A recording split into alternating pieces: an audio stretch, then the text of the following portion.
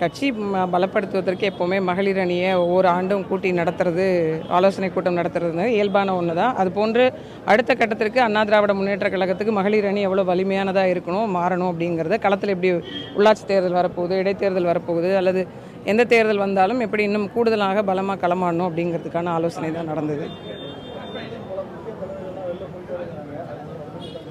அது எல்லாத்த பற்றியுமே பேசியிருக்காங்க. எந்த சூழ்நிலையில் யார் போகிறாங்க அப்படிங்கிறத தாண்டி எவ்வளோ தூரம் களத்தில் இங்கே இருக்கிறவங்க உழைக்கணும், ஓடணும் அப்படிங்கிறத பற்றின விடயங்களும் நிறைய பேசப்பட்டிருக்கு. ஒரு கட்சி அப்படின்னு இருந்தால் பல பேர் இருப்பாங்க, பல பேர் செல்வாங்க. அது கருத்து முரண்கள் இருக்கலாம், அல்லது இல்லாமலும் இருக்கலாம். தமிழ்நாட்டில் இருக்கக்கூடிய அல்லது இந்தியாவில் இருக்கக்கூடிய அல்லது உலகளாவிய இருக்கக்கூடிய எல்லா கட்சிகளிலும் சிறு சிறு பிரச்சனைகள் வரும். கட்சியினுடைய கட்டுப்பாடு, கோட்பாடு, கொள்கை அதை சார்ந்திருக்கக்கூடிய உழைப்பு என்கிறது மாறாது.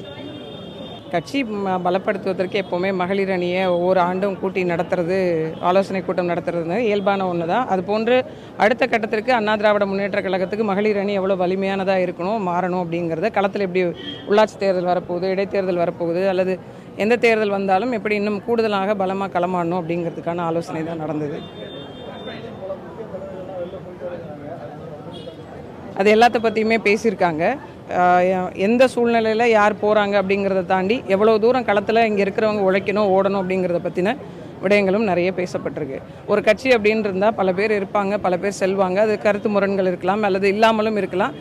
தமிழ்நாட்டில் இருக்கக்கூடிய அல்லது இந்தியாவில் இருக்கக்கூடிய அல்லது உலகளாவிய இருக்கக்கூடிய எல்லா கட்சிகளிலும் சிறு சிறு பிரச்சனைகள் வரும். கட்சியினுடைய கட்டுப்பாடு, கோட்பாடு, கொள்கை அதை சார்ந்திருக்கக்கூடிய உழைப்பு என்கிறது மாறாது.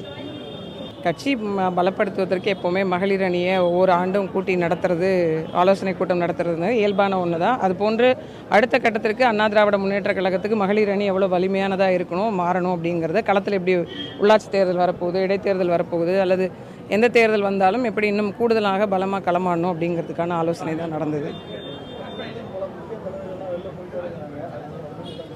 அது எல்லாத்த பற்றியுமே பேசியிருக்காங்க.